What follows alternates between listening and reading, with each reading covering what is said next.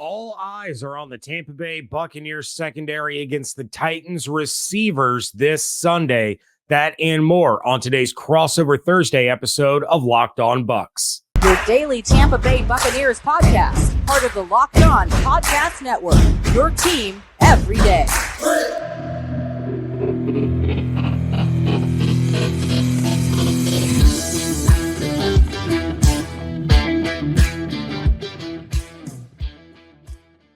What's up, and welcome into this Crossover Thursday episode of Locked On Bucs and Locked On Titans, your daily podcast covering the Tampa Bay Buccaneers and the Tennessee Titans, part of the Locked On Podcast Network, your team every day. I am James Yarcho, one of the hosts of Locked On Bucs, joined by Tyler Rowland, host of Locked On Titans, and you can check out both of us on these shows 5 days a week, as well as on Twitter.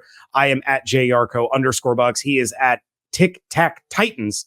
And this Crossover Thursday episode is brought to you by Prize Picks, the easiest and most exciting way to play daily fantasy sports. Go to prizepicks.com/LockedOnNFL and use code LockedOnNFL, all lowercase, for a first deposit match up to $100.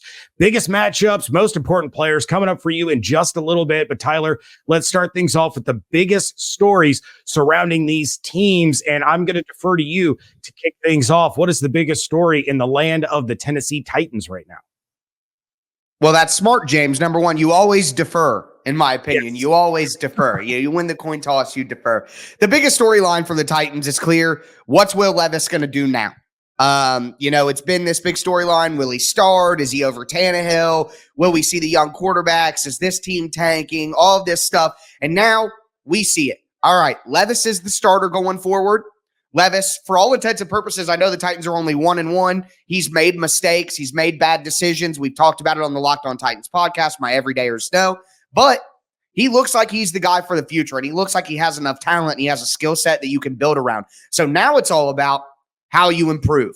Can the Titans get some wins? Will his talent allow them to be even better? Now it's all about, okay, Will Levis, you got the spot. What are you going to do with it? So I want to see how Will Levis can improve, how he's able to lead this team. It's not just the physical stuff. I mean, we talk about the arm strength, and we talk about the velocity on the throws, the pop, the athleticism in the pocket, all of that. But can he improve decision-making, which is something you should realistically improve with experience, right? Can he learn how to read the defenses and take what's there? There's something that I keep saying, and it's an old quarterback thing, James. I'm sure that you've heard it too. Take the profit. You know what I mean? Take the profit. Will Levis, in his first two games, hasn't necessarily been a guy who wants to take the profit all the time. He wants to drive the ball downfield. And while you want that aggressiveness, I always say, I would rather have a guy who's too aggressive, and I got to be like, whoa there, you know what I mean, than have someone who's not aggressive enough and try to fire him up. So I'm happy with Levis's aggressiveness, but it's all about calibrating when to be that aggressive, when to take those shots, when it's more important to take the little check down or to take the underneath route that's open. And there were circumstances in the last few games where he didn't necessarily make the right decision, in my opinion. So now that he's got the spot, the big storyline is how quickly can he improve? How quickly can he get better at some of the things that you want? I mean, it's been 2 games. You don't mean to be too critical of the guy, but still, there are things coming out of college and that we're seeing here that, are things that he'll need to improve on to be the player that Titans fans want him to be. So now that he's got the spot, what will he do with it? This is a defense that is tough in some areas and maybe not so tough in some other areas. And that may lend itself to Will Levis getting back on track. And that's what every Titans fan will be looking for here is you got the spot now. What will you do with it, rookie? Yeah, David and I talked a lot about Will Levis during the pre-draft process because there was a lot of speculation that he was the one quarterback that the Buccaneers would have liked. And, David and I weren't big fans of Will Levis coming out of college. We didn't think he was going to transition. And so far, he looks pretty good. And I've already had to eat my crow on CJ Stroud. I'm a big don't draft Ohio State quarterbacks because they never work. And don't get me wrong, there's still time for CJ Stroud to blow this, but he absolutely looks fantastic.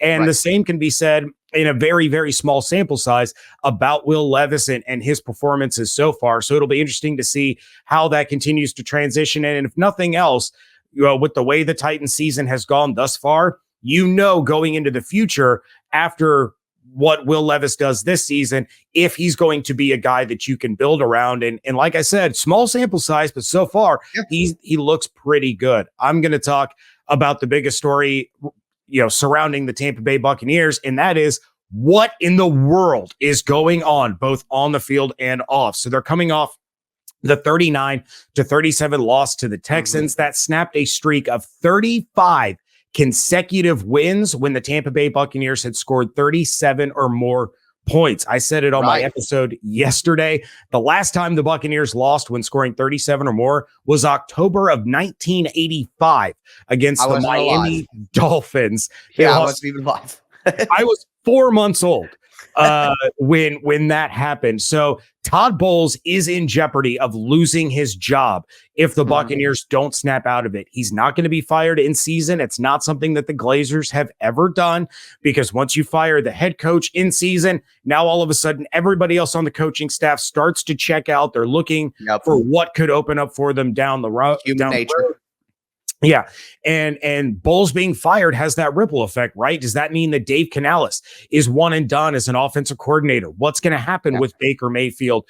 Does it cause a complete revamp of the defensive side of the ball, meaning you're going to let Devin White walk? You're going to get rid of Shaq Barrett. You're going to get rid of Carlton Davis. Does Mike Evans look at another coaching change, another restart, another rebuild and say, I love you, Tampa. I love you, Bucs fans, but I'm going to look for a chance to win another Super Bowl. So in the NFC South, the Buccaneers aren't out of it, but if they can't get the win on Sunday, and no one within the fan base has any confidence in Bowles or the team to figure out how to get the job done and get the win, but they're not out of it if they can beat the Titans. And after such a solid start, the Bucs are a complete dumpster fire after that bye week.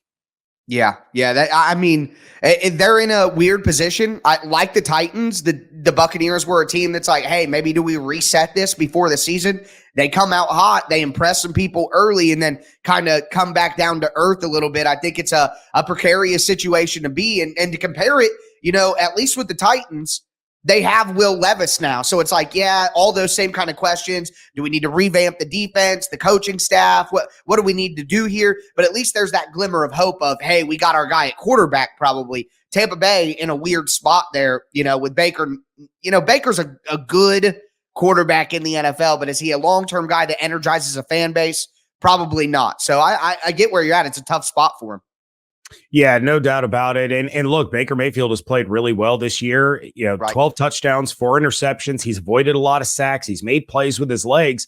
But if you're going to fire the head coach, if you don't hire a defensive head coach that maybe sees what Dave Canales has done and believes in what Dave Canales can do, you're looking at a complete revamp of the offensive side of the ball too. So it's a very, very delicate situation in Tampa right now. And a lot of what the future holds hinges on this Sunday's game. But, Tyler, the biggest matchups that are going to decide this football game is coming up next on a crossover Thursday, part of the Locked On Podcast Network, your team every day. Did the game go to a timeout? Time to order in with DoorDash. Is it halftime? That's ordering time. How about a 2-minute warning? You got it. That's your cue to order in. Order for whatever craving strikes you. For those of you in Tampa, maybe you're in the mood for a Cuban sandwich and potato balls from Cuban Express. Maybe it's more of a shell seafood kind of day, or you're going to grab some wings from Shamrock's Ale House. For those of you that are Titans fans, you're going to have to reach out to Tyler. I don't know the local Nashville cuisine, but all of your favorite restaurants and stores from retail to grocery are on the app, so you can shop everything that you need to get game ready. Get prepared before game day and stock up on your favorite appetizers and order your tailgate gear on DoorDash. Then get ready to watch your team win. Get 50% off up to a $10 value when you spend $15 or more on your first order when you download the DoorDash app and enter code LOCKED23, subject to change, terms apply. Don't forget, use code LOCKED23, that's LOCKED 3, for 50% off up to a $10 value on your first order when you download the DoorDash app and spend $15 or more, subject to change, terms apply.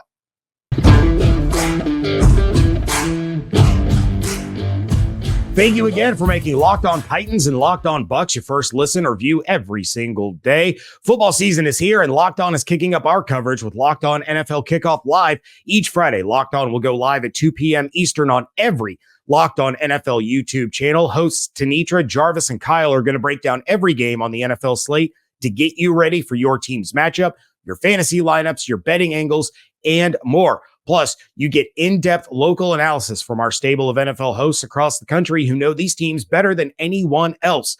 Find Locked On NFL Kickoff Live every Friday at 2 p.m. Eastern Time on any Locked On NFL YouTube channel. Every game is going to boil down to a few key matchups, and for the Titans to get the job done on the road for the second time with Will Levis under center, what is the key matchup that you're looking for against the Buccaneers? I'm looking for the Titans passing game led by Will Levis and DeAndre Hopkins against this Tampa Bay Buccaneers secondary. I think by most measures, it is fair to say that it's one of the worst secondaries in the league. At least statistically speaking, they've given up a lot of yards. They've had a lot of trouble, and we saw that on display against CJ Stroud. While I think CJ Stroud is a very good player and will be a very good player, I think Nico Collins is a good player as well. It's not like the Texans have a terrible cast of players. At the end of the day, it's not the most impressive cast of players either. And they were able to dice up the secondary Tampa Bay. Tampa Bay's pass rush hasn't been quite what I expected it to be, or maybe I'm sure what Tampa Bay is expecting it to be. So without the presence of a dominant pass rush and with some weaknesses in the secondary, I think Will Levis, that arm strength, that velocity, being able to push the ball down the field, challenge defensive backs, let DeAndre Hopkins win one-on-one. I think the Titans passing game has the opportunity to really lead them in this game, which most people would think of the Titans as a run game. I think you let the passing game set up the run game, really try to attack that secondary early and see if they're able to hold up. That is probably the biggest matchup I'm watching for on offense, is just, can Will Levis take advantage of that secondary like the Texans were able to? And I think they have the ability to do it. That is the exact matchup that I have as well. It's the Bucs secondary against the Titans pass catchers. And look, Derrick Henry's probably going to get his, but eliminating the deep ball against DeAndre Hopkins, who proved 2 weeks ago that he can still do it. Now, granted, my son's theory is that they were wearing the Oilers uniforms. He thought he was still in Houston, and all of a sudden decided to perform. But he also did it with Will Levis, and that's going to be a big part of this game. So Will Levis, 500 yards, 4 touchdowns and interceptions since taking over, and the Bucs just let another rookie have potentially what will end up as the best game of his career and break single game rookie passing records. But since the bye, the Buccaneers have allowed 353, 250, 324 and 470 yards through the air.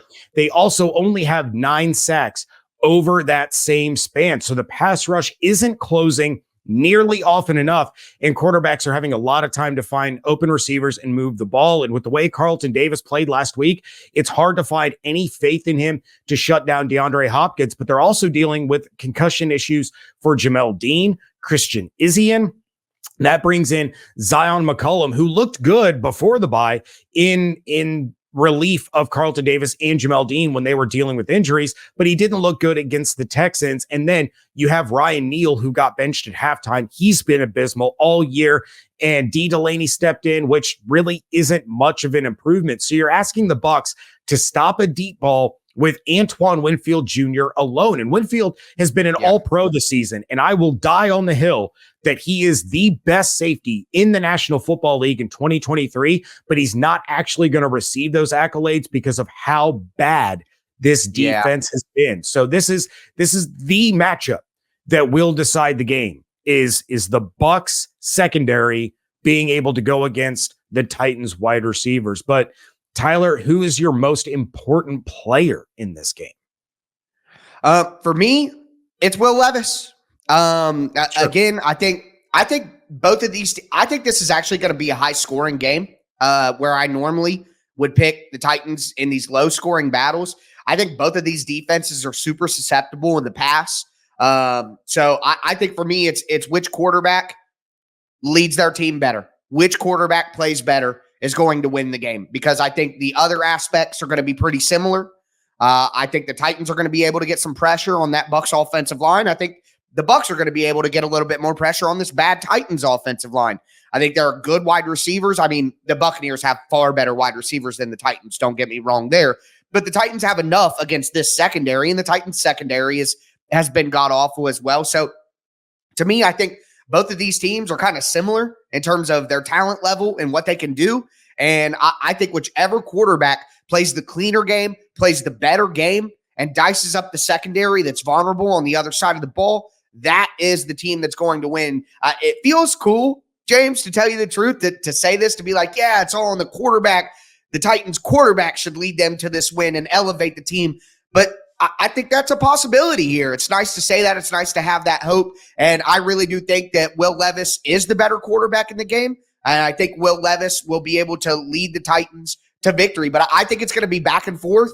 And at the end of the day, which quarterback makes the big play to elevate their team at the end? And I think Baker Mayfield's capable. I have faith in Will Levis here, but I think Baker Mayfield's capable. I love the fire he plays with. His teammates do believe in him when he's going. And Mike Evans, Chris Godwin, Cade Otton, Rachaad White, I mean, they have good offensive talent there in the skill positions. So I think it's going to be close. I think it's going to be tight, but whichever quarterback makes a big play, sheds off the sack, rolls out, makes a second reaction, all schedule play in the fourth quarter, whichever quarterback lifts their team up at the end of the game and makes the big defining play, that will be the most important player here. And for me, I think Will Levis can do that and make it happen.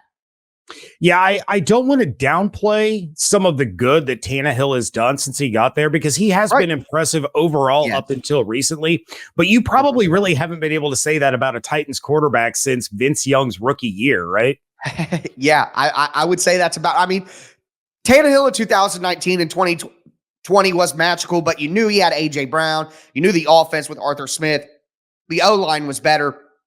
Definitely a combination of things. But yeah, and you're hitting on some heartstrings, James, because I sure do love Vince Young. I still contend he would have been great with a more modern coach. But yeah, I think that's where it's at, and it does feel nice to say that. But again, we'll see if I'm right in thinking that or if I'm wrong in thinking that. But what about on your side of things? Who's the player that's kind of going to define the game for the Buccaneers? To me, and Locked On Bucs listeners are going to cringe when I say this, it has to be Devin White. He had a good first half against the Texans, but he disappeared along with the rest of the defense in the second half. And that's kind of been his MO this year. He had a phenomenal first game against the Minnesota Vikings, but since then, he hasn't shown up. There haven't been splash plays. There haven't been those, marquee moments for Devin White that Bucs fans have become accustomed to. And I've gone so far as to say that Devin White this season looks like a flashier version of Quan Alexander. Ooh. And that's not complimentary in the slightest. And if the Bucs are going to limit Derrick Henry, you can't stop him, but you can limit him. Mm-hmm. And they're going to force these third and long situations against Will Levis. White has to be at the absolute top of his game and be a big part of that. Levante's going to be Levante. Vita Vea is going to be Vita Vea. And Henry, we know, doesn't go down on the first hit. So Devin has to be a guy that swarms to the ball and is a big part of this group tackling effort to minimize Henry's output, because we know if Henry gets past the initial line, he has that explosiveness in him where he can just rip right through the second and the third levels and house a 60-yard run in the blink of an eye. And if Devin White isn't there, if Levante isn't there, if Vita isn't there, Derrick Henry is going to be the one to dictate this game. It won't be about Will Levis. It'll be all about Derrick Henry. And I jokingly mentioned on my episode yesterday, and it may have been brought up on your show before. Fantasy footballers listeners are going to know. Check the forecast in Vermont. If there's snowfall in Vermont, Derrick Henry is going to run wild. It doesn't make any sense, but it is science. So, that's something to definitely keep an eye on. But this matchup, it could very well, like you said, come down to the ability of the quarterbacks. But to me, watching this from a Buccaneers point of view, you have to have Devin White be the guy that everyone knows he can be, he just hasn't been, that is a big integral part of slowing down Derrick Henry's output. Yeah, 100%. You need your linebackers at the second level to fire forward quickly, hit Derrick Henry before he gets a head full of steam and gets into that second level. Really need good play from the linebackers shooting gaps when you play against Henry. That's for sure. Absolutely. All right. So what has to go right for each team to get the win? And what are our score predictions? That is coming up next here on a crossover Thursday episode of Locked On Bucs and Locked On Titans. We spend a lot of time talking together, you and I. We get fired up together on wins and losses, who starts, who sits. I'm thankful for that connection that we have. And today I want our chat to be just a little bit more personal. Whether you're on extended travel, bracing for a major weather event, or limited by yet another supply shortage, you are covered, my friend. Thanks to our partners at Jace Medical, life-saving antibiotics and a long list of daily medications can be ordered in a 1-year supply. Even ED generics for Cialis, Viagra, and Revatio prescriptions. Go online right now at jacemedical.com and receive your 12-month supply on your daily medication. Remember to use promo code Locked On at checkout for a discount as well. A verified customer had this to say about Jace, quote, "I'm thankful for this service. Supply chain issues caused me to cut pills in half to have it. I ordered most of my daily meds with a year's supply. I also ordered the antibiotic kit. I feel secure now. Prices are lower than local pharmacies. I highly recommend this for everyone," end quote. If you or someone you love would get some peace of mind by having a year's supply of any daily medicine, go to jacemedical.com to see if it's offered for you. Remember to use promo code Locked On for $20 off your purchase.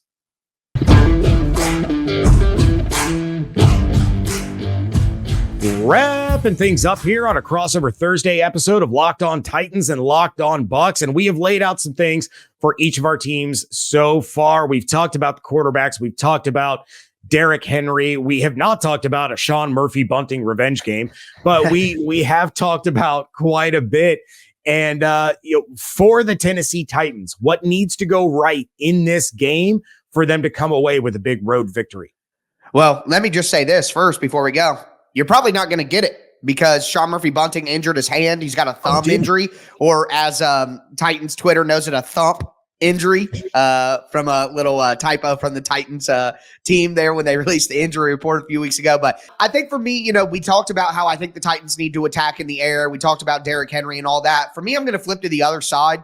The Titans have to get back to stopping the run. And against the Tampa Bay Buccaneers team that does not run the ball well, you would think that this would be a good opportunity to do that. Basically, through the first 4 weeks of the season, dating back to last season as well, the Titans were on a historical 17-game run of run defense. It was the best 17 straight games of run defense since like the mid-2000s and the Pittsburgh Steelers. Like, it was incredible. Well, you look at that, and then you look at the last 4 games. Week 5, 193 rushing yards to the Colts. Week 6, 139 rushing yards to the Ravens. Falcons, 140 rushing yards. Last week, Pittsburgh, 166 rushing yards. What happened to the Tennessee Titans run defense? The Titans' whole entire philosophy here is get teams into 3rd and long because we have a great run defense, and then we can run our stunts, our twists, our games up front in the pass rush to allow us to get pressure on the quarterback. The Titans don't have a lot of great one-on-one in a phone booth pass rushers. They're more the sum of the total parts. You know what I mean? They can run these loop stunts and these twists, and that's how they get it done. But when they're not stopping the run, you don't get 3rd and long. And when you don't have 3rd and long, you can't do these exotic twists and stunts and coverage disguises because you got to go quick and you got to get there quick because the quarterback's going to be able to get the ball out quicker on a 3rd and short. So if the Titans allow the Tampa Bay Buccaneers to run the football here, which the Buccaneers have, trying to think off the top of my head, one of the lowest, rushing totals in the NFL here. They're one of the worst run teams in the NFL.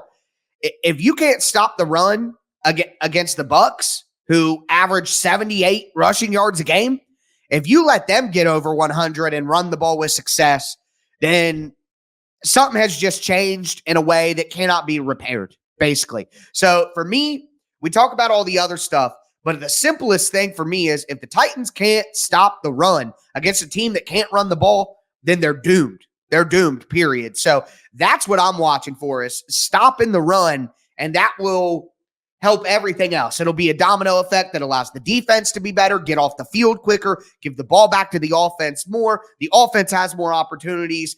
It all comes together, but it starts with making sure you stop the run against a team that can't run the ball. Well, I'll say this about the Buccaneers run game, and I'm not going to make excuses for it because it's terrible. But when they have Keyshawn Vaughn, Sean Tucker, or Chase Edmonds on the field, they are averaging 1.5 yards a carry. It does not get worse than that.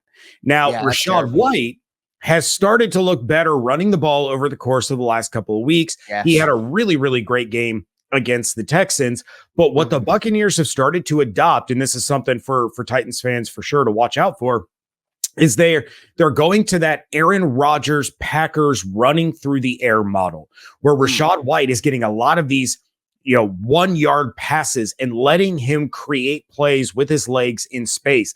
He's getting dump offs at the line of scrimmage or within 6 feet of the line of scrimmage. And that's kind of how they've evolved running the ball. So the run stats are not great, but they've kind of switched over to this new model in order to try to get Rachaad White to be a bigger part of the game. And he certainly has. You're looking at, over 100 all-purpose yards twice out of the last 3 weeks. 1 week he had 99. And then he gets into the end zone twice. So it's certainly a big concern for the Bucs and Bucs fans. They can't run the ball. They stick to it.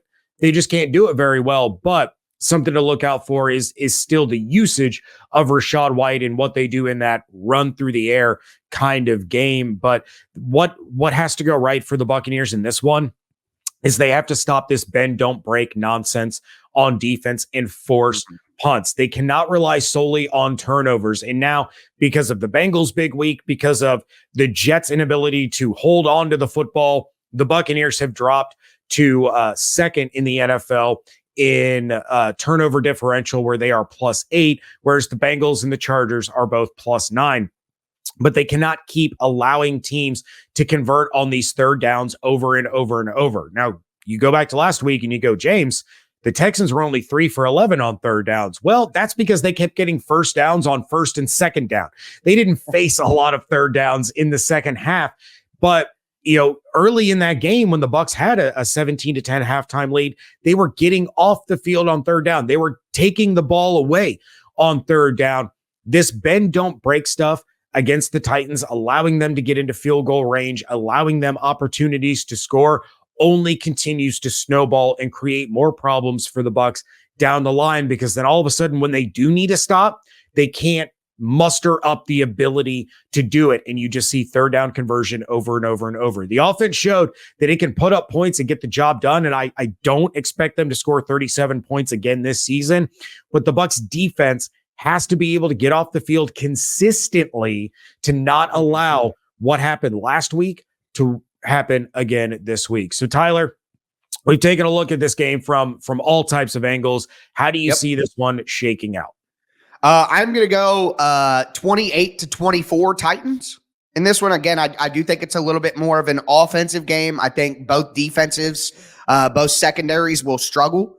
I think it'll be a close one. It'll be tight at the end. Again, I think a big play from a quarterback who elevates his team, whether that be Baker, whether that be Will make the big difference. But I'll say that Levis makes the big play at the end and finds a completion to DeAndre Hopkins to give the Titans a win. I'll go 28-24 Titans.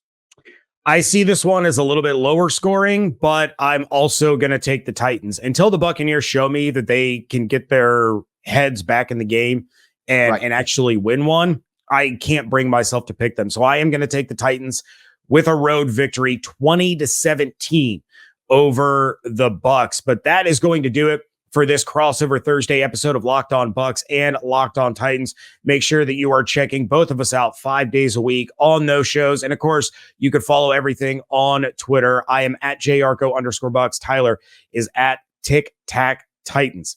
Hope you all have an absolutely outstanding day. Stay safe, stay healthy, and thank you so much for joining us right here on a crossover Thursday here on the Locked On Podcast Network, your team every day.